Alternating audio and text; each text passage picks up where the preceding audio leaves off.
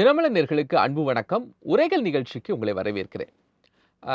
தமிழக வெற்றிக் கழகம் ஆட்சி பொறுப்பேற்ற பிறகு அமைச்சர்களுடைய செயல்பாடு, அதிகாரிகளுடைய செயல்பாடு அப்படிங்கிறதெல்லாம் புதிய அமைச்சர்களாக இருக்கிறார்கள் அப்படிங்கிறதுனால மக்கள் பிரச்சனைகள்ல எப்படி பேச வேண்டும், எப்படி நம்முடைய முகபாவனை இருக்கணும் அப்படிங்கிறதுல கொஞ்சம் தவறுகள் இருக்கலாம் அப்படிங்கிற ஒரு சூழல் தான். அதில் அமைச்சர் கீர்த்தனா அவர்கள் 10 வயது சிறுமியினுடைய அந்த சம்பவத்தில் ஒரு சாதாரணமாக அவங்க கடந்து போயிட்டாங்க அப்படிங்கிறது, நாங்கள் புதிதாக வந்திருக்கோம் அப்படின்னு சொல்கிறதெல்லாம் எப்படி ஏற்றுக்கொள்ள தகுந்தாப்புல இருக்குது. அதே மாதிரி காவல்துறை அதிகாரிகள் அதை ஒரு சிரித்த விஷயங்கள், அதுவும் ஒரு கேமராவில் பேசுகிறதுக்கு முன்பாக அவர்கள் அந்த இஷ்யூ ஒரு சாதாரணமாக எடுத்ததெல்லாம் ஒரு பெரிய பேசு பொருளாக இங்கே மாறி இருக்கிறது. இதுதான் இன்னைக்கு விவாதத்தில் எடுத்திருக்கிறோம்.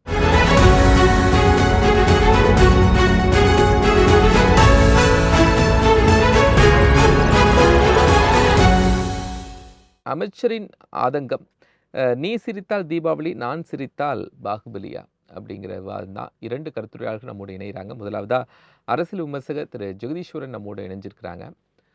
ஜெகதீஸ்வரன் சார் வணக்கம். இப்போ அமைச்சர் கீர்த்தனா அவங்களுடைய அந்த செயல்பாடுகளை முதல்ல நீங்கள் எப்படி பார்க்குறீங்க?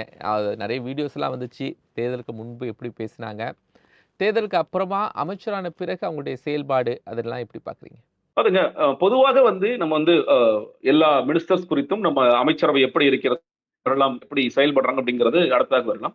நீங்க ஸ்பெசிபிக்கா கீர்த்தனா அவர்கள் குறித்து கேட்கிறதுனால கீர்த்தனா அவர்கள் இருந்து ஆரம்பிக்கலாம். கீர்த்தனா அவர்கள் முதலாக பதவியேற்ற பொழுது எல்லாருமே ரொம்ப பெருமைப்பட்டாங்க.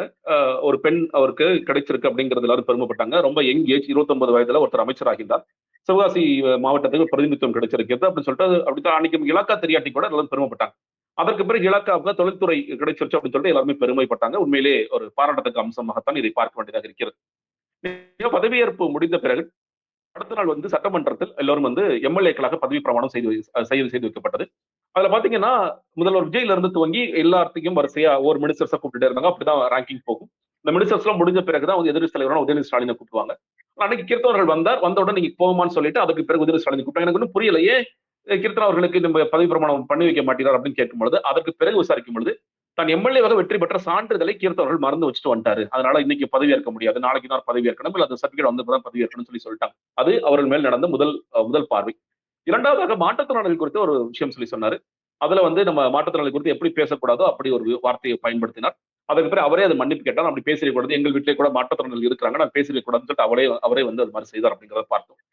மூன்றாவதாக நீங்க இன்னைக்கு மிக சமீபத்தில் இப்பொழுது கோவையில நடந்த இந்த பாலியல் பலாத்காரம் என்பது ஒட்டுமொத்த தமிழ்நாட்டை ஒலிக்க இருக்கிறது. அதுவும் ஒரு சிறுமி தொடர்ச்சியாக நம்ம விளாத்திக்குளத்துல பார்த்தோம், அதுக்கு பிறகு கோவையில பார்த்தோம், இன்னைக்கு விழுப்புரத்துல பார்க்கணும் அப்படின்ட்டு சிறுமிகளுக்கு குழந்தைகளுக்கு நடக்கின்ற இந்த பாலியல் பலாத்காரங்கள், பாலியல் அத்துமீறல்கள் உண்மையிலேயே இந்த ஒட்டுமொத்த சமூகத்தை ஒழுக்குவதாகத்தான் இருக்கின்றது.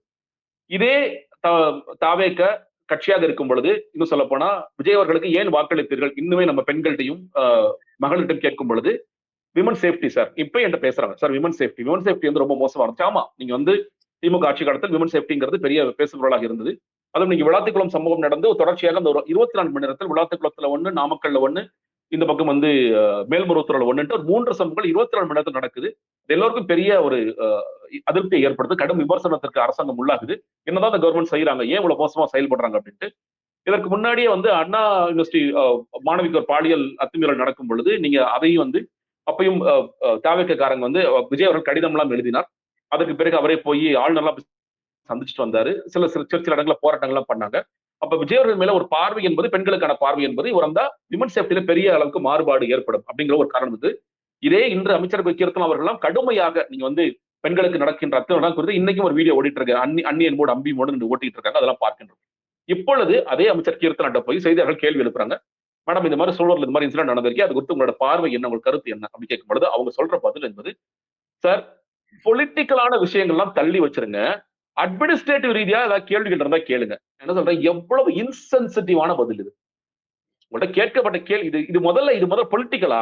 ஒரு பெண் குழந்தைக்கு நடந்த பாலியல் பலாத்காரம் என்பது பொலிட்டிக்கலா? அது சென்சிட்டிவிட்டி உங்களுக்கு கிடையாதா? இது எப்படி பொலிட்டிக்கல் அட்மினிஸ்ட்ரேட்டிவ் முதல்ல பிரிக்கிறாங்க? இதுக்கு என்ன கேள்வி கேட்காதீங்க சார். நான் அமைச்சர் ஆயிட்டேன், நான் ஒரு தொண்டரா இருக்கும் போது தாவேக்கு எதிர்கட்சி தாவேக்கு ஒரு கட்சியாக இருக்கும் போதெல்லாம் நாங்க பயங்கரம் பேசுவோம். எங்க அமைச்சரோட நடக்குது அப்படின்னா நாங்க அதுக்கெல்லாம் பொறுப்பேற்றுக்க மாட்டோம் சார், நாங்க ஓரமா போயிடுவோம். கேள்வி கேட்க கூடாது. இதே ஆணவம், இதே திமிர் தான் திமுக கீழே இறக்கி விட்டுருக்கு. கிட்டத்தட்ட அந்த ஆணவ போக்கு இல்லாட்டி கூட அவங்க சொல்றது அட்மினிஸ்ட்ரேட்டிவ் ரீதியா கேளுங்க சார், பொலிட்டிக்கலா அதை கேட்காது சார். மறுபடியும் கேட்கிறாங்க, மேடம் எப்படி நீங்க அதுக்கு பதில் சொல்றீங்க அப்படின்னு சொல்லும்போது அண்ணா எது செஞ்சாலும் சிறப்பாக தான் செய்வார். அண்ணா இது செய்ய மாட்டேங்கிறார், அதாவது பிரச்சனையா இருக்கிறது. இந்த முதல்வர் இருக்கக்கூடிய விஜய் அவர்கள் இன்னைக்கு வரைக்கும் அவர் பதவியேற்ற 10 நாட்களில் இன்னைக்கு ஒவ்வொருத்தரும் ஒரு கணக்கு சொல்றாங்க. 40 கொலைகள் நடந்திருக்கு. இன்னைக்கு காலையில மதுரை மீனாட்சி அம்மன் வாசல்ல நடந்த ஒரு படுகொலை, வெட்டி கொலை செய்யப்பட்ட ஒரு இளைஞர். எங்க ஊர் புதுக்கோட்டையில 3 சம்பவம் நடந்துருச்சு. வாய் பேச முடியாத, காது கேட்காத ஒருத்தங்களை கொண்டு போய் பாலியல் பலாத்காரம் செஞ்சாங்க. ஒரு இளைஞரை வெட்டி கொண்டிருக்காங்க. இன்னொருத்தர் ஒரு சம்பவம் நடந்திருக்கு. எங்க புதுக்கோட்டையில மட்டும் 3 சம்பவம் நடந்துருச்சு. ஒவ்வொரு ஊர்களையும் கணக்கு எடுத்தீங்கன்னா 40 கொலைகள், 6 இரட்டை கொலைகள், 19 பாலியல் பலாத்காரங்கள், என்ன நடந்துகிட்டு இருக்கு இங்க அப்படிங்கறது ஒரு பெரிய கேள்வியாக கொதிகளில் இருக்கும் போது, சார் இதெல்லாம் எங்க அண்ணா பாத்துக்குவார் சார் அப்படின்னு சொல்லிட்டு கடந்து போறது என்பது உங்களோட அனுபவம் என்னன்னு மட்டும் நம்ம கடந்துட முடியாதுங்க. ஏன்னா இவர்கள் ஒரு அரசியல் கட்சியாக பக்க மக்கள்கிட்ட போனாங்க, பிரச்சாரம் பண்ணாங்க, உங்களுக்கான பாதுகாப்பை நாங்க என்ஷூர் பண்ணுவோம், சட்டம் மாறும். முதல்வர் விஜய் அவர்கள் முதலில் போட்ட 3 கையெழுத்துகளில் 2வது கையெழுத்து சிங்கப்பெண் படை. நாங்க சிங்கப்பெண் படை அமைச்சிட்டோம், நாங்க இதுக்காக தான் வந்திருக்கோம். விமன் சேஃப்டி என்னோட பிரையாரிட்டி. இன்னும் சொல்ல போனா என்னோட அமைச்சரவையில தான் நான் வச்சிருக்கேன், என்னுடைய சொந்த இலாக்கால அதை வச்சிருக்கேன். உங்களுக்காக நான் பாடுபட போகின்றேன். எல்லாருமே கேட்கலாம், எங்க 10 நாள் தானே ஆயிடுச்சு, கண்டிப்பா அந்த நிச்சயமாக அந்த டயத்தெல்லாம் கொடுப்போம். ஆனா நீங்க முதல் போட்ட கையெழுத்து அதுதானே. மற்ற விஷயங்கள் கூட சார், இன்னும் தேர்தல் அறிக்கையில சொன்ன விஷயங்கள் அதெல்லாம் நான் பேசவே இல்லை. அதெல்லாம் எப்போ வேணாலும் நீங்க செய்யுங்க, உங்களுக்கு நீங்களே டைம் கேட்டிருக்கீங்க, அதெல்லாம் செய்யுங்க. ஆனா நிர்வாக ரீதியாக இவரே என்ன சொன்னாரு, முதலமைச்சர் ஸ்டாலின் இருக்கும்போது உள்துறை அமைச்சர் என்ன செய்து கொண்டிருக்கிறார், உள்துறை அமைச்சர் ஏன் ராஜினாமா பண்ணக்கூடாதுன்னு சொல்லி கேள்வி எழுப்பினார். இப்ப இந்த கவர்மெண்ட் இருக்கிற உள்துறை அமைச்சர் என்ன செய்கின்றார், மக்கள் கேள்வி எழுப்பினாங்கன்னா என்ன பதில் சொல்வார்? நீங்க ஒரு குழந்தை வந்து திருச்சி மருத்துவமனை நினைக்கிறேன், குழந்தை காணா போய் 3 மணி நேரத்துல கண்டுபிடிச்சாங்க. ஆனா விஜய் என்ன தெரியுமா எழுதினாரு, காணா போன குழந்தைக்காக ஒரு பதவி ராஜினாமா செய்யணும்னு எழுதினார். 3 மணி நேரத்துல அந்த குழந்தை கிடைச்சு, அதுக்கு அவர்களும் திரும்ப அதை பாராட்டிலாம் ஒண்ணு எழுதல. இன்னைக்கு அதே மாதிரி சம்பவம் நடந்துக்கு ஒரு 5 மணி நேரத்துல அந்த குழந்தை, அந்த பச்சை குழந்தை கண்டுபிடிச்சிட்டாங்க. ஆனா இந்த அளவிற்கு ஒரு பாலியல் பிரச்சனைகள் நடக்கும் பொழுது இதை கண்டும் காணாமல் போவதோ இல்ல வந்து எங்களுக்கு இதெல்லாம், இந்த கேள்விகளை எங்கள்கிட்ட கேட்காதீங்க, இதுக்கெல்லாம் நாங்க பதில் சொல்ல தயாராக இல்லை என்ற ஒரு ஒரு இது இருக்கு இல்லையா, அது மிக மிக தவறு. நாங்கள் தக்க நடவடிக்கைகள் எடுக்கின்றோம், அந்த குடும்பத்தோட உறுதுணையாக இருக்கின்றோம் அப்படின்னு ஒருத்தர் சொல்லுவாரா? இல்ல அதை இன்னொன்னு கேட்டீங்கன்னா, அந்த மொழி இருக்கிற உடல் மொழி இருக்குல்ல, அதை சிரித்துக் கொண்டே செய்வதுங்கிறது உண்மையிலேயே மக்கள் மத்தியில் பெரிய அதிருப்தி ஏற்படும். அதுவும் பெண் அமைச்சராக இருக்கக்கூடிய ஒருத்தர் ஒரு பெண் குழந்தைக்கு ஏற்பட்ட ஒரு துயர குறித்து அவரோட பார்வை என்பது எப்படியே மாறிடுச்சு. எந்த மோடுல இருந்து இந்த மோடுக்கு எப்படி நீங்க மாறுறீங்க அப்படிங்கிறது அது ஒரு பக்கம். அன்பார்ச்சுனேட்லி நம்மளோட சீனியர் ரேங்க் அபிஷியல்ஸ், அவங்க போலீஸ் அபிஷியல்ஸ் பிரஸ் மீட்டுக்கு முன்னாடி வந்த வீடியோ தான். முதல்ல ஏஐ நாங்க என்னமோ சொன்னாங்க, எல்லாம் கன்ஃபார்ம் ஆயிடுச்சு, அது அவங்க சிரிச்சிருக்காங்க அப்படிங்கிறது நீங்க ரொம்ப ஆச்சரியமா இருக்கு, அதிர்ச்சியாக இருக்கு. ஏன்னா பிரஸ் மீட்ல உட்கார்ந்துட்டு இருக்காங்க, ரொம்ப சென்சிட்டிவான விஷயம். அவங்க அவங்க மேல வந்து மக்கள் நம்பிக்கை வச்சு நீங்க சீக்கிரமா விரைந்து கண்டுபிடிக்கணும். இன்னைக்கு எப்படி இந்த விளாத்திக்குள்ள மாணவிக்கு ஒரு நீதி கிடைச்சிருக்கோ அதே மாதிரி இதுவும் விரைவாக நீதி கிடைக்கணும் அப்படிங்கிற பார்வை இருக்கும் பொழுது, ஏன்னா இந்த இன்சென்சிட்டிவிட்டியோட நான் நிறைய கான்ஸ்டபிளரி ஃபோர்ஸ் பார்த்திருக்கேன். நான் வந்து தப்பா சொல்லல. நீங்க வந்து விமன் கான்ஸ்டபிள்ஸ், மென் கான்ஸ்டபிள்ஸ் 2 பேரையும் பார்த்திருக்கேன். நான் ஒரு குழந்தையை கூட்டிட்டு போலீஸ் ஸ்டேஷனுக்கு போயிருக்கேன் போக்சோ கேஸுக்காக. இதே பெண், நான் ஸ்டேஷன் திருமங்கலம் காவல் நிலையத்துல இருக்கிற ஒரு ரைட்டர் சொன்னாங்க, எல்லாருக்கும் சத்தம் போட்டு கேட்கிற மாதிரியே பாரடி ஒரு போக்சோ கேஸ் வந்திருக்குடி, ஒரு பெண் அதிகாரி ஒரு காவலர் சொல்ற ரைட்டர் சொன்னாங்க. எனக்கு ரொம்ப அவ்வளவு வருத்தம் இருந்துச்சு. போக்சோ கேஸை எப்படி ஹேண்டில் பண்ணவே தெரியாத ஒரு கும்பல் நம்ம விட்டுருக்கோம். முதல்ல இந்த குழந்தைய நீ போலீஸ் கூட்டிட்டு வரதே நீங்க சொல்றது தப்பு. முதல்ல நீங்க அந்த குழந்தை பாதிக்கப்பட்ட இடத்துக்கு வந்து நீங்க யூனிஃபார்ம் கூட போடாம நீங்க கலர் ட்ரெஸ் வந்து அந்த குழந்தைய விசாரிக்கணும், அதுதான் போக்சோ சொல்லுது, வலியுறுத்துது. ஆனா நீங்க அந்த குழந்தையை கூட்டிட்டு வாங்குறீங்க, போலீஸ் காமிச்சு பயமுறுத்துறீங்க, அதை தாண்டி லா கேட்கிற மாதிரி போக்சோ கேஸ் வந்துருக்கடி பாரடின்னு சொல்றீங்கன்னா எவ்வளவு இன்சென்சிட்டிவிட்டியா இருக்கீங்கன்னு நான் பார்த்தேன். ஆனா இன்னைக்கு சீனியர் ரேங்க் ஆபீசர்ஸ் இருக்கவே இருக்காது. இன்ஸ்பெக்டர் தாண்டிட்டாலே சொல்லப்போனா இன்ஸ்பெக்டர், டிஎஸ்பி, எஸ்பி, நீங்க வந்து அசிஸ்டன்ட் கமிஷனர்ஸ், கமிஷனர்ஸ் எல்லாம் அந்த இன்சென்ட் இருக்காது. ஆனா எப்படி சிரிச்சிட்டு இருக்காங்க, ரொம்ப ஆச்சரியமா இருக்கு உண்மையிலேயே. நம்ம பிரஸ் மீட்ல வந்திருக்கோம், அது குறித்து நம்ம வந்து இன்னும் சீரியஸா அதை அணுகணும்னு இல்லாம அந்த உடல் மொழி உண்மையிலேயே வந்து கவலை தரக்கூடியதாகவும் வருத்தம் தரக்கூடியதாகவும் இருக்கிறது. பேசுவோம் சார். ஆதித்தன் சார், காவல்துறை அதிகாரிகள் ஒரு பக்கம், அமைச்சர்கள் அவங்க ஒரு பெரிய இஷ்யூவை ஒரு சாதாரணமா கொண்டு போறாங்களா, விரைந்து நடவடிக்கை எடுக்கிறாங்க, அதுல மாற்று கருத்து இல்லை, குற்றவாளி கைது செய்யப்படுறாங்க, அவங்க மேல நடவடிக்கை எடுக்கப்படுது, நாங்க நடவடிக்கை எடுப்போம், டிலே எல்லாம் செய்யல, பட் அதுக்கான responsible in front of camera, in front of screen, அது ஒரு ஒரு முதிர்ச்சி இல்லை, முதிர்ச்சி இல்லைன்னா கூட அந்த எமோஷனல் அவங்க கனெக்ட் ஆகலையோ அப்படிங்கிறது தெரியுது இல்லை சார்? ஆமா, அதாவது விஜயினுடைய ஆட்சி வந்து அவங்களுக்கு அரசியல் அனுபவம் கூட கொஞ்சம் கூட இருக்கலாம், அந்த கூட ஆட்சி நடத்தும் அனுபவம் சுத்தமாவே கிடையாது. எல்லா இளைஞர்கள் பெரும்பாலும் அவங்களுக்கு புதுசா வந்திருக்காங்க நிர்வாகத்துக்கு. ஒரு கவுன்சிலராகவோ ஒரு எதுலையுமே அவங்க இல்ல, நேரடியா எம்எல்ஏ ஆகி மந்திரி ஆயிட்டாங்க, சிஎம் ஆயிட்டாங்க, அப்படிதான் அவர் இது. அதனால அவங்க மக்களை அதாவது ஆட்சி பிடித்த பிறகு ஆட்சிக்கு வர்றதுக்கு முன்னால மக்களை சந்திக்கிற வேறாவே அவர் வந்து ரொம்ப கஷ்டப்பட்டு தான் சந்திச்சாரு. இப்போ முதல் மந்திரி ஆன பிறகு வந்து எப்படி சந்திக்கணும்னு அவங்க வந்து பழகல. ஏன்னா நீங்க நல்லா பாத்தீங்கன்னா கடந்த ஒரு 4-5 நாட்களாக பதவியேற்ற வந்து யாருமே முதல் மந்திரி இது வரைக்கும் நேரடியா நிருபர்களையும் ஊடகங்களையும் சந்திக்கல. ஒண்ணு ஒரு பிரஸ் விட்டு அந்த மாதிரி தான் வந்துட்டு இன்னைக்கு கூட சட்டம் ஒழுங்கு பற்றி எல்லாரும் ஆலோசனை நடத்தினாரு. பொதுவாக நடவடிக்கை எடுக்க உத்தரவு போட்டு தான் அவருடைய ஒரு ஸ்பெசிபிக்கா எதுவுமே இல்லாத மற்ற மந்திரிகள் தான் அந்தந்த ஏரியா மந்திரிகள் போய் தான் பண்ணிட்டு இருக்காங்க. நம்ம கீர்த்தனா நீங்க சொன்னீங்க அவங்க வந்து சிரிச்சிட்டாங்க அப்படின்னு சொல்லி அவங்க வந்து கரெக்டா தான் இப்ப என்னைய பேர் அவங்க வந்து அட்மினிஸ்ட்ரேட்டிவ் இதெல்லாம் அங்கே தனியா கேளுங்க, பொலிட்டிக்கல் தனியா கேளுங்க. ஏன்னா எந்த கட்சியுமே எதிர்கட்சியா இருக்கும்போது கையில வெறும் கரண்டியை வந்து சுத்துற மாதிரி வேகமா சுத்துவாங்க. ஆளுங்கட்சி ஆயிடுச்சுன்னா அந்த கரண்டியில உளுந்து வச்சுட்டு சுத்துற மாதிரி தான் சுத்த வேண்டி இருக்கும். அதனாலதான் அவங்க ஜாக்கிரதையா அன்னைக்கு வந்து விலகுனாங்க. பட் அவங்க சிரிச்சிட்டே போய் சொன்னாங்கன்னா அதை வந்து அது அவங்களுடைய பேசுடைய இது அப்படி இருக்குன்னு நான் நினைக்கிறேன். அவங்க பேசு நீங்க நல்லா பாத்தீங்கன்னா முன்பு ரொம்ப எடுப்பா இருக்கும் அந்த அம்மாவுக்கு. அவங்க நீங்க அதுக்கு முன்னால பழைய காலத்து பழைய வீடியோ பாத்தீங்கன்னா அவங்க தலைக்கு டை கூட அடிக்காம ஒரு ரொம்ப ஆவேசமா ஒரு பெண் பாலியல் இதை பத்தி பேசிப்பாங்க. திமுக நடந்த அதை பார்த்து நீ என்னமோ ஒரு பத்திரகாளி மாதிரி நமக்கு தெரியாது. அதுக்கு நேர்மாறா இப்ப வந்து வேற மாதிரி சாந்தமா இருக்க மாதிரி அவங்க காட்சி அளிக்கிறாங்க. ஏன்னா ஆட்சிக்கு வந்துட்டாங்க. அது ஒண்ணு. இந்த பிரச்சனையை பொறுத்தவரையில இந்த பொதுவா நீங்க கேட்ட மாதிரி இந்த ஆட்சிக்கு வந்து பப்ளிக் எப்படி பேஸ் பண்றது, ஊடகங்கள் எப்படி பேசுறது, இன்னும் வந்து அவங்க வந்து சரியான முறைக்கு கைக்கு வரல. 1-2 அமைச்சர்கள் ஆதவர்ஜனா பேஸ் பண்றாரு, அவர் ராஜ்மோகன் பேஸ் பண்றாரு, அருண்ராஜ் பண்றாரு.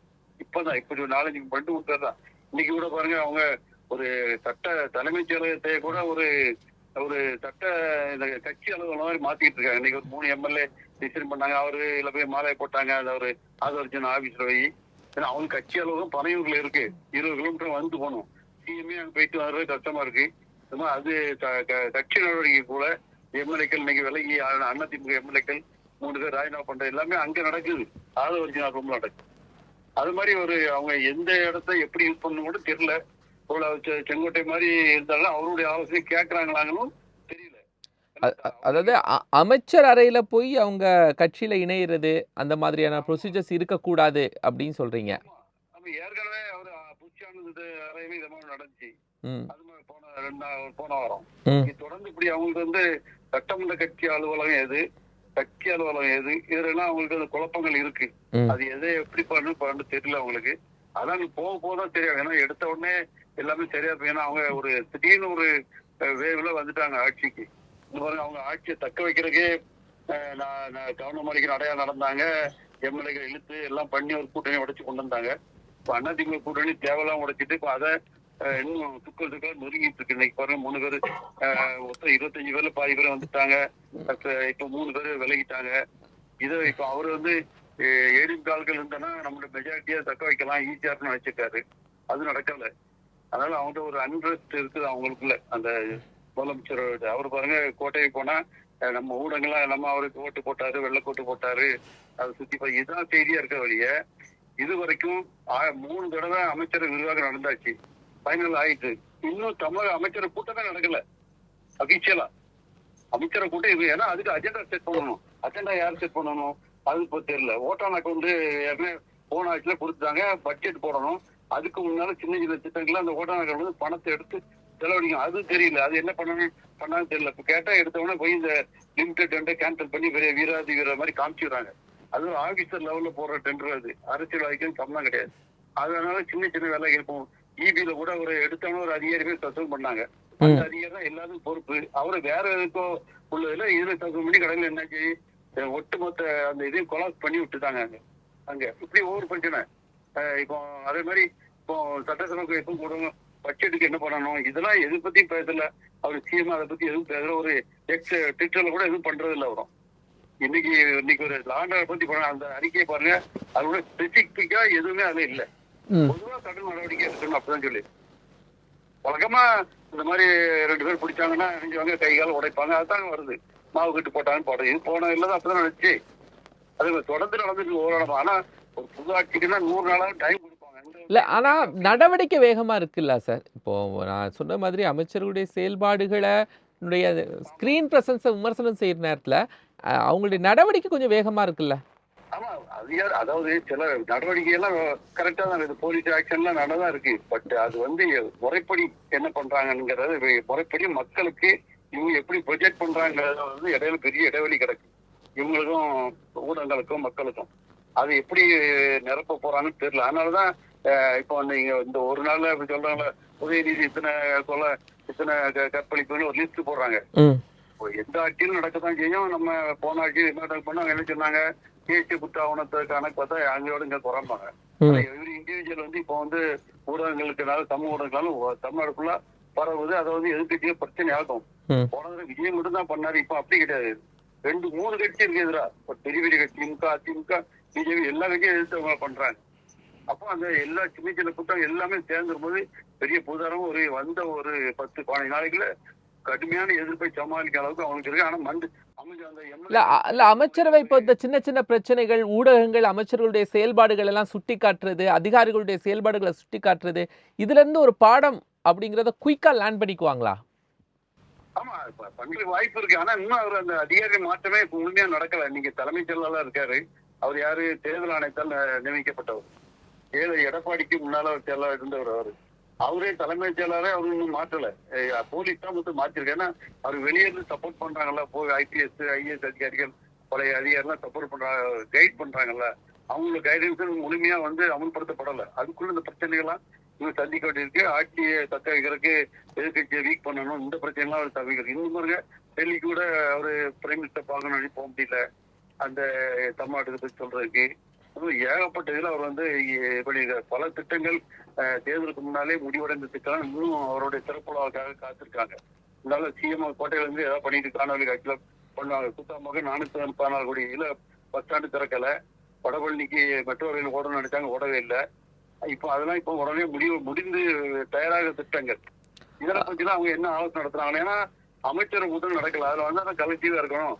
இன்னமும் ஒரு குற்றச்சாட்டு நான் கேள்விப்பட்டதுல, பெரிய பெரிய ஃபைல்கள் வந்து தேங்க தொடங்கி விட்டதுன்னு சொல்றாங்க கோட்டையில. பேசுவோம். ஆமா, அது கூட இருக்கு சொல்றாங்க. ஜெகதீஷன், ஆதித்யன் சார் நிறைய விஷயம் சொல்றாங்க. அமைச்சரவை கூட்டம் நடக்கல அப்படிங்கிறதெல்லாம் தாண்டி MLAs கட்சி நிர்வாகிகள்லாம் கொஞ்சம் இதுக்கு முன்னாடி இருந்த கட்சியோட கொஞ்சம் பயம் இல்லாமல் டைரக்டா எல்லாத்துலயும் செய்யறாங்கல்ல. முன்னாடி எல்லாத்துக்கும் இடையில ஒரு பொருளாதாரம் அப்படிங்கிற ஒரு இது இருக்கும். யாரும் நமக்கு வேண்டியவங்க வேண்டாதவங்க அப்படின்னு இல்லாமல் களத்துக்குள்ள இறங்குறாங்கல்ல, அதுல ஒரு ஸ்பீடு இருக்குல்ல. நீங்க எனக்கு தெரிந்து இது வந்து ஒரு ஆய்வு கட்சியாக நிறைய பயங்கரமா இருக்கு. இவ்வளவு ஆய்வுகள் முதல்ல தேவையாங்கிற அளவிற்கு ஆய்வு பண்ணிட்டே இருக்கிறாங்க. எல்லாருமே ஆய்வு பண்றோம், நாங்க போய் ஹாஸ்பிட்டல் ஆய்வு பண்றோம், நாங்க போய் ஏதாவது ஆய்வு பண்றோம். எதுக்கு இவ்வளவு ஆய்வுகள் பண்றாங்கன்னு முதல்ல கேள்வி இருக்கிறது. நீங்க வந்து இப்போ அறநிலைத்துறை அமைச்சர் எத்தனை கோயில்கள் இருக்கு, இப்ப எல்லா கோயில்களுக்கும் இந்த மாதிரி போய் அவர் ஆய்வு பண்ணிட்டே இருக்க போறாரா அப்படிங்கிறது நமக்கு தெரியல. ஏன்னா சென்ற ஆட்சியில பார்த்தோம், அவங்க அதிகமாக குடமுழுக்கு பண்ண, கிட்டத்தட்ட 4000 கோயில்களுக்கு குடமுழுக்கு பண்ணாங்க அப்படின்னு சொன்னாங்க. நிறைய புனரமைக்கிறதுக்கான வேலைகள்லாம் பார்த்தாங்க, அது இன்னும் நிறைய பெண்டிங்ல இருக்கு, அதெல்லாம் போயிட்டு இருக்கு. அறநிலைத்துறை சார்ந்த மற்ற விஷயங்கள்லாம் பார்த்தோம். இன்னைக்கு நிறைய இஷ்யூஸும் இருக்கு. இப்ப நீங்க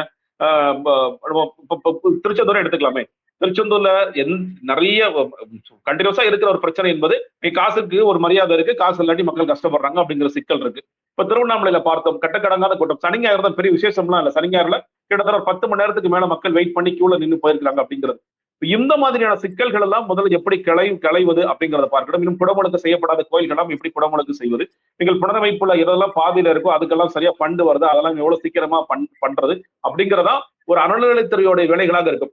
இப்ப இவரிடம் பின்னர் எல்லா கோயில்களுக்கும் போறாரு, எல்லா கோயிலையும் பிரசாதத்தை எடுத்து பார்க்கிறாரு, இது மேனுபேக்சரிங் டேட் என்னன்னு கேட்கிறாரு. இந்த மாதிரியான விஷயங்கள் தொடர்ச்சியா அந்த ஆய்வுகளை பார்த்துட்டு இருக்கு.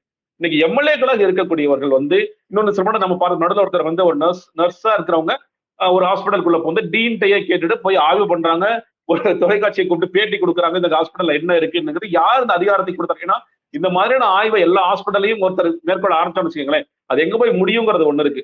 அரசு ஊழியர்கள் எல்லாரும் வந்து அவங்க எப்படி பார்ப்பாங்க, என்னங்க நமக்கு வந்து வேலை செய்ய விட மாட்டாங்க போல இருக்கு, எல்லாத்தையும் ஆய்வு பண்ணிட்டே இருக்கிறாங்களே அப்படிங்கிற கேள்விகள்லாம் இருக்கும். சில இடங்களில் அது பொருந்தும். இப்ப நீங்க வந்து அம்மா உணவகத்துல போய் அங்க வந்து அவர்களுக்கு போதுமான அளவுக்கு எல்லாம் கிடைக்கலையா, அங்கே கழிவறைகளும் பாதுகாப்பு சூழல் சரியாக இருக்கா, கழிவறைகள் சுத்தமாக இருக்கிறதா, அதுங்கிறது ஓகே. பட் தொடர்ச்சியாக இவங்க என்ன செய்யறதுன்னு தெரியாம இப்ப என்னமோ இன்ஸ்ட்ரக்ஷன் டாப்ல இருந்து அந்த இன்ஸ்ட்ரக்ஷன் எல்லாரும் ஆய்வு பண்ணுங்க, உங்க துறை சார்ந்த ஆய்வு பண்ணுங்க. நேற்று பார்க்கிறோம், நேற்று வந்து அமைச்சர் பிரபு வந்து என்ன பண்றாரு, 1 மணி 2 மணிக்கு போய் ஆய்வு பண்றேன்னு சொல்லிட்டு வீடியோ போட்டுட்டு இருக்காரு. இதுதான் தொடர்ந்துட்டே இருக்க போதா? ஒரு பக்கம் நம்ம கனிம கொள்ளைகள் நிறைய நடந்துட்டு இருக்குன்னு சொல்லி பேசுறோம். குவாரிகள்ல நிறைய முறைகேடுகள் நடந்திருக்கு, அதுல எல்லாம் நிறைய விஷயங்கள் கான்சென்ட்ரேட் பண்ணு ஒரு பக்கம் சொல்லிட்டு இருக்கோம். இன்னொரு பக்கம் எல்லாத்தையும் ஆய்வு பண்றோம். டாஸ்மாக் கடைக்குள்ள போறாரு, இப்ப அமைச்சர் ஆயிட்டாரு அவரு. டாஸ்மாக் கடைக்கு என்ன டாஸ்மாக் கடைன்னு தெரியல அவருக்கு. அங்க போயிட்டு நான் தான் எம்எல்ஏ இன்ட்ரோடியூஸ் பண்ணிக்கிறாரு. இந்த கடையை இன்னும் மூடலன்னு சொல்றாரு.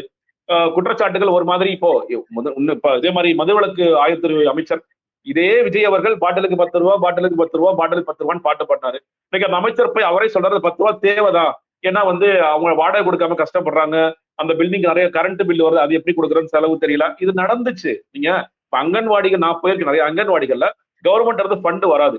அவங்க எப்படியாவது கையில இருந்து காசு போட்டு இல்ல மக்கள் வந்து கொடுக்கின்ற காசை போட்டு இதெல்லாம் செஞ்சுட்டு இருப்பாங்க. இப்ப அதை நீங்க வந்து இது லஞ்சம் போயிருக்கலாம். ஆனா ஒட்டுமொத்தமாக அப்படி ஒரு சித்திரத்தை உருவாக்கினார். இன்றைய முதலமைச்சர் விஜய் வந்து சித்திரத்தை உருவாக்கினார். இன்னைக்கு இந்த அமைச்சர் என்ன சொல்றாரு, 10 ரூபா வாங்குறது தேவைதான், சரிதான், அது வாங்க வேண்டிய கட்டாயத்திலும் அவசியத்திலும் இருக்கிறாங்க. அப்ப இப்ப என்ன சொல்ல வராரு? அப்ப இப்ப மினிஸ்டர்ஸ்க்கு ஒரு நாள் போலையா, அமைச்சருக்கு ஒரு நாள் போகல, அப்ப 10 ரூபாய் வாங்கி இங்க லோக்கல்லயே அவங்க முடிச்சுக்கிட்டாங்களா, பிரிச்சுக்கிட்டாங்களா அப்படிங்கிற ஒரு கேள்வி எழுது. இது ஒட்டுமொத்தமா என்ன கேட்டீங்கன்னா, வாட் யூ சோவ் யூ ரீப், நீ விதைத்தது நீ அறுக்கிறாய் அப்படிதான் பார்க்கின்ற. இன்னைக்கு வந்து இந்த பாலியல் புகார்கள்ல கூட விஜய் அவர்கள் தான், இதை நான் பல நேரங்கள் நான் தொடர்ச்சியா சொல்வது, தனி மனித குற்றங்களுக்கு எப்படி ஒரு சமூகம், எப்படி அரசாங்கத்துக்கு பொறுப்பாக்க முடியும், அது பொறுப்பாக்குறது ரொம்ப ரொம்ப கஷ்டம். நீங்க வந்து இந்த குற்றம் நடந்த நீங்களே சொன்னீங்க இல்லையா, குற்றம் நடந்த பின்னர் வேகமாக செயல்பட்டார்களா, அவங்களுக்கு விரைவாக பாதிக்கப்பட்ட தரப்புக்கு நீதி கிடைத்ததா, அதுதான் நம்ம பார்க்கணும். ஆனா அரசியல் கட்சியில என்ன பண்றாங்க, தனக்கு சாதகமாக அதை பயன்படுத்த முயற்சி பண்றாங்க. ஏதோ இந்த ஆட்சி காலத்துல மட்டும்தான் நடக்கும், நம்ம ஆட்சி காலம் வந்து எல்லாம் பாலாரும் தேனாரும் ஓடும் அப்படிங்கிற ஒரு இடத்திற்கு அதை நகர்த்த முயற்சி பண்றாங்க. அது நடக்காது. தொடர்ச்சியாக குற்றங்கள் நடந்து கொண்டேதான் இருக்கும்.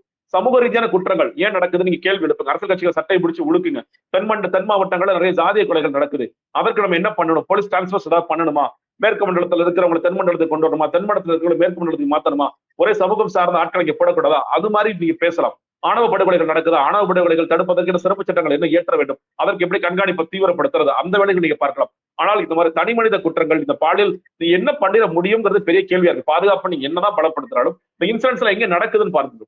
இந்த பச்சை குழந்தைகளை தூக்கிட்டு போய் காட்டுக்குள்ள தூக்கிட்டு போறது, நீங்க வந்து யாரும் மறைவான இடத்துக்கு தூக்கிட்டு போறது, நம்ம என்ன செஞ்சிட முடியுங்கிற பெரிய கேள்வி எல்லாரும் பேரண்டாவே எல்லாரும் மனசுலயும் பெருசா எழுது.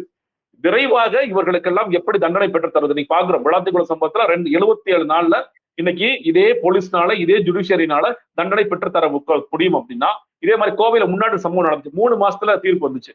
அதே மாதிரி எல்லா வழக்குகளும் விரைவான ஒரு நீதி பெற்று தர முடியும். இந்த பாதிக்கப்பட்ட குற்றவாளிகளுக்கு நம்மளால தூக்கு தண்டனையோ ஆயுள் தண்டனையோ வாங்கி தர முடியும் அப்படிங்கறதா ஒரு செய்தியாக இருக்கும். ஜுடிஷியரியும் போலீஸும் இவ்வளவு தீவிரமாக செயல்பட வேண்டிய அவசியம் இருக்கிறது. அதை தாண்டி நீங்க வந்து துறை ரீதியாக நாங்கள் வந்து செய்கின்ற ஆய்வுகள் மட்டுமே பெருசா மாற்றத்தை ஏற்படுத்தி விடுமா? இவங்க ஆக்சுவலா என்ன பண்றாங்கன்னா, பல பேர் வந்து மக்களுக்கு யாரு சட்டமன்ற உறுப்பினர்கள் தெரியல பல இடங்கள்ல. இப்ப இன்ட்ரோடியூஸ் பண்ணிக்கிறாங்க, இன்ட்ரோடியூஸ் பண்ண நாங்க அது பண்றோம் இது பண்றோம் அப்படின்னு சொல்லிட்டே இருக்கிறாங்க. இது வந்து இன்னும் சொல்லப்போனா எல்லாரும் இதெல்லாம் செஞ்சுட்டு தான் இருந்தாங்க. முந்தைய ஆட்சியாளர்களும் அதிமுக இருக்கலாம், திமுக இருக்கலாம். இப்ப சில பேர் கேட்கறாங்க, என்ன சார் விஜய் டெய்லி ஆபீஸ்க்கு போறாரு? நான் சொன்னேன், அப்பா ஸ்டாலினும் டெய்லி தான் ஆபீஸ் போனாரு, எடப்பாடி பழனிசாமி டெய்லி ஆபீஸ் தான் போனாரு. அவங்க எல்லாம் போகும்பொழுது இது ஒரு பெரிய செய்தியாக மாத்தல, இங்க செய்தியாக மாற்றப்பட்டு கொண்டே இருக்கின்றது. இதுக்கு என்ன பண்ண முடியும் நம்மளால அப்படிதான் நான் கேட்கிறேன். எல்லாரும் இங்க வேலையை பார்த்துட்டு தான் இருந்தாங்க, எல்லாரும் கடமை செஞ்சுட்டு தான் இருந்தாங்க. கடமையை செய்வதையே வந்து அதை எப்படி நம்ம ப்ரமோட் பண்ணிக்கிறது அப்படின்னு இன்னைக்கு செய்யறாங்க அப்படிங்கிறதா நீ இது வரைக்கும் அரசியல் தெரியாதவர்களுக்கு பெரிய இதெல்லாம் செய்யலாமா எல்லோரும் ஏதாவது ஒரு தருணத்தில் இதெல்லாம் செய்து கொண்டுதான் இருந்தார்கள். அது எல்லாத்தையும் ப்ரொமோஷனா அவங்க மாத்தல, இவங்க அந்த ப்ரொமோஷனா மாத்துறதுக்கான எல்லா வேலையும் பார்த்துட்டே இருக்காங்க. ஆதித்யன் சார், இதுக்கு முன்னாடி ஆட்சிகள் செய்தது எல்லாமே விட தாவேகா செய்யக்கூடியது ரொம்ப மீடியா ப்ரொமோஷனா இருக்கா? ஜெகதீஷன் சொல்ற மாதிரி இல்ல மற்றவர்களும் அதை ப்ரொமோட் பண்ணாங்க அப்படிங்கிற எடுத்துக்கலாமா? இல்ல, அவங்க நம்மளுடைய பார்வையிலும் இருக்கு. ஏன்னா நாளைக்கு கோட்டையில பாத்தீங்கன்னா 30% 40% பெண்கள் தான் ஒர்க் பண்றாங்க. அவங்க வெளியே வரும்போது எல்லாரும் வெளியே வந்து பாக்குறான். நான் ஒரு அதிகாரி அன்னைக்கு கேள்விப்பட்டேன், வேண்டாலும் ஒரு கன்ஃபார்ம் ஐஏஎஸ் தான் அதிகாரி, நான் விஜய் பார்த்துட்டேன், அவர் என்னை வந்து கை கொடுக்கினார், இப்படி ஒரு வறண்ட கால வந்து அதிகாரி முன்னால போய் பெருமையா சொல்லியிருக்காரு. அதாவது அவர் ஒரு நடிகராகத்தான் இன்னும் அந்த அந்த பார்வையை பார்த்துட்டு இருக்காங்க அதிகாரிகளும் சரி பொதுமக்களும் சரி. அவர் வந்து அரசியலுக்கு வந்துட்டாரு, நடிப்பை விட்டுட்டு வந்துட்டாரு. இருந்தாலும் நம்மளுடைய பார்வை வந்து அவர் ஹீரோ அந்த ஆங்கிள். ஏன்னா நீங்க பாத்தீங்களா கோயம்புத்தூர் நிகழ்ச்சின்னா அவர் நேரே வந்து ஆக்ட் எடுத்துருவாரு, சினிமாவில் பண்ற மாதிரி அப்படிலாம் இன்னமும் சில வீடியோ போடக்கூடிய அளவுல அந்த ஆட்கள்லாம் இருக்கிறாங்க. அது நம்மளுடைய பார்வை மாறணும். அவரு அரசியலுக்கு வந்துட்டாரு, ஆனா அரசியல் வந்தா கூட அவங்க இன்னும் அதை செட்டில் சொல்லுவாங்க. இன்னும் ஒரு மாசம் ஆகும் அவங்க இந்த மாதிரிலாம் சரி பண்ணி ஒரு நார்மல் ப்ரொசீஜரா கவர்மெண்ட் ரன் பண்ணி வர்றதுக்கு ஒரு மாசம் ஆகும் கட்டாயம். அவங்க வந்து தம்பிங் மெஜாரிட்டியோட வரல. அதனால அதிகாரிகள்லாம் முழு அளவுல ஒத்துழைப்பாங்களான்னு சொல்ல முடியாது. அந்த பிரச்சனைகள்லாம் இருக்கு. ஏன்னா இப்போ உள்ள அதிகாரம் 60 வருஷமா 2 ஏற்கனவே சார்பாவே இருந்து வந்த அதிகாரிகள். ஐஏஎஸ் ஆபீசர்னா டேரக்டா வராங்க. மற்ற அதிகாரிகள்லாம் இப்படி வந்தவங்க தான். அப்போ அவங்களோட எல்லாம் மீண்டு அவங்க வந்து ஆட்சிக்கு வரணும். இப்போ புதுசா உள்ளவங்க எல்லாம் இளம் அதிகாரிகள் வேணா சப்போர்ட்டா இருக்கலாம். பழையவங்க எல்லாம் வேற மாதிரி இருக்கும். இதெல்லாம் அவங்க சமாளிச்சு வரணும். அதுக்கு அவங்க டைம் பிடிக்கும். ஏன்னா அதுக்குள்ளால அவங்க தங்களை ஸ்திரப்படுத்திக்கதான் முதல்ல பாக்குறாங்க. மெஜாரிட்டியை நிரூபிச்சுக்கணும், அது பண்ணாலும் அதை பண்றாங்க. அதே பெரிய பிரச்சனை இவனால ஓடிச்சு. இது மாதிரி ஆட்சி நடத்த போகணும். அதனால இதுக்கெல்லாம் கொஞ்சம் டைம் ஆகும். ஆனா எடுத்த உடனே என்ன இப்ப என்னன்னா எதிர்கட்சி தமிழ்நாட்டையும் நம்ம நினைக்கிறோம் 2 பெரிய கட்சிகள் வீழ்த்தப்பட்டிருக்கு. அது 2 கட்சிகளும் தங்களுடைய இருப்பை நிலைநாட்டுறதுக்கு எவ்வளவு வேகமா பண்ணாம ரீபவுண்ட் பண்ணி பாக்குறாங்க. திமுக பாருங்க, அங்க பெரிய பிரச்சனை. திமுக அதிமுக சேர போனாங்க, பிஜேபி கூட கூட்டணி போறாங்கன்னா பெரிய உள்ளுக்குள்ளே கட்சியில பிரச்சனை தெரியுது. திமுக அதிமுக வெளிப்படையாக உடஞ்சி வெளியே வந்து திருப்பி போறாங்க. ஏன்னா அன்னைக்கு மட்டும் ஆதரிச்சு அதுக்கு பெரிய பலன்களை பெற்றுக்கிட்டு திருப்பி போயாச்சு. திமுக வெளியே தெரியாம உள்ளவங்க எல்லாரும் கும்பிட்டு இருக்காங்க. அது நம்ம சமூக ஊடகங்கள் எல்லாம் பாக்குறோம். யாரு அது தலைமை மீதே குற்றம் சாட்டுற தலைமை ஒரு ஸ்டாலினுடைய மருமக மேல குற்றம் சாட்டுறாங்க. அந்த மாதிரிலாம் இருக்கு. அப்படிலாம் இருக்கு. அப்பெல்லாம் வெளியே தெரியல அந்த பிளவுகள் எல்லாம் உள்ளுக்குள்ள உள்ள இதெல்லாம் இந்த டஸ்ட் இதெல்லாம் செட்டில் ஆகி வர்றதுக்கு நான் அவருக்கு இதெல்லாம் சமாளிக்க வரைக்கும் இருக்கு நாளாகும் இயக்கம். வந்து இத உடனே அது சரி பண்ணாதான் பிரச்சனை திட்ட திருப்பும் போது அரசு மேல குற்றச்சாட்டுகளை உடனடியா எதிர்ப்பு பெருசா ஆக்கி அதை வந்து பெருசா கவனத்தை இது பண்றாங்க. ஏன்னா அதை பண்ணாதான் அவங்க உள்கட்சி பிரச்சனைகளை மறைக்க முடியும். திமுக வந்து அது ஒரு பிரச்சனை. இப்போ இத ஊடகங்கள் பெருசா பேசிட்டு இருக்காங்க. பட் எதிர்கட்சிகள் இத அந்த அளவுக்கு வலிமையா பேச முடியலையா? ஆமா, எதிர்கட்சி வந்து அதான் சொல்றேன். இப்போ அதிமுக வந்து அவருடைய கட்சியை உடஞ்சி செதுறது 2-3 நாள் துண்டா அதே சரி பண்றாரு எடப்பாடி.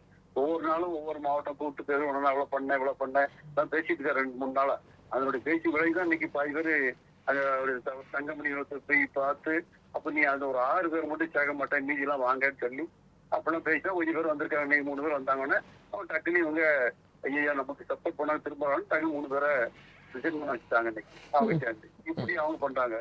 திமுக வந்து குற்றம் சாட்டாங்கன்னா அவங்களுக்கும் அந்த கலா ஆய்வுன்னு சொல்றாங்க. அதே பெரிய பிரச்சனை வந்துட்டு அப்போ ஒரு மாதிரி அதை சரி பண்ணும்போது இந்த ஆட்சிக்கு எதிரான ஒரு இதை பண்ணாதான் அதையும் மக்கள் அந்த கட்சிக்காரங்க அதுல இருந்து மாறி எந்த வேலைக்கு போவாங்க. அதனால அதை அவங்க வந்து இந்த குற்றச்சாட்டுக்களை பெருசு பண்ணி எந்த வகையில சமூக ஊடகங்கள்ல இந்த விஜய் கட்சி வந்து ஆட்சிக்கு வந்ததோ அதே நம்மளும் அதே வழியில பயன்படுத்தணும் அப்படி. ஏன்னா முன்னால மாதிரி இப்போ கான்ட்ராக்டா பண்ணி அந்த மாடலுக்குள்ள இவங்களை செட் பண்ண முடியுதா? மற்ற கட்சிகளால செட் பண்ண முடியல. அதான் ஆளுங்க அதிமுக முடியவே இல்லை. திமுக வந்து ஏற்கனவே பண்ண பெண் டீம் எல்லாம் வச்சு பண்ணி பார்த்தாங்கதான் தோத்து போச்சு. இப்ப என்னன்னா அங்கங்க எல்லா ஊர்களையும் அந்தந்த கட்சி தொண்டர்களே தங்களாவே பண்ண ஆரம்பிச்சிட்டாங்க. நம்ம பாக்குறோம் வீடியோ போட்டு எல்லாம் முன்னால மாதிரி ஒரு ஆர்கனைஸ்டா ஒரு கம்பெனி போட்டு அவன் டீம்ஸ் போட்டு அவன் பண்ணி அந்த மாதிரிலாம் பண்ணல. இப்ப அவங்கவுங்களே ஆரம்பிச்சிட்டாங்க. அவங்களுக்கு யாரும் சப்போர்ட்டும் கேட்கவும் இல்லை. அவங்க அந்த லோக்கல் அவங்க எடுத்து பண்ண ஆரம்பிச்சாங்க. அந்த மாதிரி ஒரு நிலைமை திமுக இருந்துட்டு இருக்காரு. சோ இதான் இப்போ கூடிய பிரதான பிரச்சனைகள். இதை ஆமா இது வேலையில இவங்க வந்து அதாவது நான் சொன்னல ஆட்சினா எப்படி வேணும். ஒரு நாளைக்கு சிஎம் யாரெல்லாம் பாப்பா நமக்கு தெரியும். Chief secretary, home secretary, finance secretary, commerce secretary, DGP, intelligence ஒரு 7 பேர் டெய்லி பார்த்து 9 to 10 பார்த்து அண்ணன் நிலவரம் சொல்லுவோம். ஃபைனான்ஸ் நீதி நிலமன்னா இன்டெலிஜென்ஸ் எல்லாம் சொல்லுவாங்க. அதுவே இன்னும் முறைப்படி நடக்கலன்னு சொல்லி கோட்டையில் உள்ளவங்கலாம் பத்திரிகையாளர்லாம் சொல்றாங்க. அது இன்னும் அது செட்டில் ஆகி வரல. அப்ப அமைச்சர்கள் இல்ல டோட்டலா முதலமைச்சரே கொஞ்சம் கவர்மெண்ட் ரோல பாத்துக்க வேண்டிய நிறைய இருக்கு. அரசியல் சட்டவியல் நடைமுறைகளை சொல்லிக் கொடுக்கறதுக்கு தான் அவரு டெல்லியில இருந்து ராகுல் காந்தி ஏற்பாடு பண்ணி அபிஷேக் சிங்குடைய டீம் வந்து இங்க வந்து உட்காந்து எல்லாம் சொல்லி கொடுத்துருக்காங்க சொன்னாங்க. எந்த அளவுக்கு உண்டான்னு தெரியல. சொல்லி கொடுத்தாங்களா என்னன்னு தெரியல. ஒரு ஆமா அது நடந்துருச்சு. ஐ திங்க் சார் நிறைய தகவல்களை பகிர்ந்து கொண்டிருக்கீங்க. இன்றைய விவாதத்தில் அமைச்சரினுடைய ஆதங்கம் நீ சிரித்தால் தீபாவளி நான் சிரித்தால் பாகுபலியா அப்படிங்கிற குணத்தில் தான் போச்சு. நிறைய விஷயங்களை தாவேக்கா ஆட்சி அமைத்த பிறகு அவங்களுடைய பணிகள் எப்படி இருக்குது, அமைச்சர்களுடைய செயல்பாடு எப்படி இருக்குது அப்படிங்கிறதெல்லாம் நிறைய விஷயங்களை பண்ணோம். இன்னும் அமைச்சரவை இன்னும் மீட்டிங்ஸ் நடத்தலை அப்படிங்கிற நிறைய விஷயங்களில் நம்முடைய கருத்துரையாளர்கள் பகிர்ந்து கொண்டாங்க. விவாதத்தில் கலந்து கொண்ட அரசியல் விமர்சகர் திரு ஜெகதீஸ்வரன், மூத்த பத்திரிகையாளர் திரு KKR ஆதித்தன், இருவருக்கும் மனமார்ந்த நன்றிகள். நேயர்களே, மற்றும் ஒரு வாத நிகழ்ச்சி நாம் சந்திக்கலாம். நன்றி, வணக்கம்.